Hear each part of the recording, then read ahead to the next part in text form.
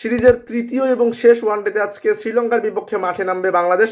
Series জয়ের লক্ষ্যে মাঠে নামবে। সিরিজ নির্ধারণী ম্যাচ। প্রথম ম্যাচটা শ্রীলঙ্কা জিতেছিল, দ্বিতীয় ম্যাচটা বাংলাদেশ জিতেছিল। এখন আজকে যে জিতবে সেই সিরিজটা জিতে নেবে। আজকে যদি বাংলাদেশ ম্যাচটা জিতে প্রথমবারের মতো শ্রীলঙ্কার মাটিতে বাংলাদেশ ওয়ানডে সিরিজ জিতে যাবে।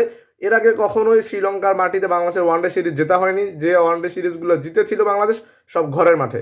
দলে আজকে পরিবর্তন বলতে তাসকিন আহমেদের খেলার কথা। হাসান মাহমুদের জায়গায় যে হাসান মাহমুদ গত ম্যাচে তাসকিনের জায়গায় খেলেছিল, তাসকিন বিশ্রামে ছিল। নাজমুল হোসেন শান্তর ইনজুরি আভাস পাওয়া যাচ্ছে। নাজমুল হোসেন শান্ত যদি ইনজুরির কারণে খেলতে না পারে তৃতীয় ওয়ানডেটা, তার জায়গায় আমাদের যে ব্যাকআপ ওপেনার আছে নাইম শেখ, সে কিন্তু ওয়ান ডাউনেও ব্যাটিং করতে পারে, তাকে খেলানো যেতে পারে।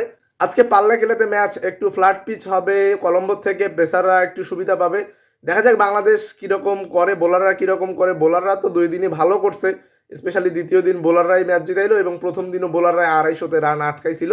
যত সমস্যা আমাদের ব্যাটিংয়ের কারণেই প্রথম দিন হেরে গেছিলাম এবং ব্যাটিংয়ের কারণেই দ্বিতীয় দিন 280 রান 90 রানটা হয়নি, 250তে আমরা আটকে গেছিলাম। তো ব্যাটারদের বাড়তি দায়িত্ব নিতে হবে। দেখা যাক মেহেদী হাসান মিরাজের দল আজকে ম্যাচটা জিততে পারে কিনা, প্রথমবারের মতো সিরিজ জিততে পারে কিনা। আপনার কাছে কি মনে হচ্ছে, মেহেদী হাসান মিরাজের দল কি প্রথমবারের মতো শ্রীলঙ্কার মাঠে ওয়ানডে সিরিজটা জিততে পারবে? কমেন্ট সেকশনে জানাইতে পারেন।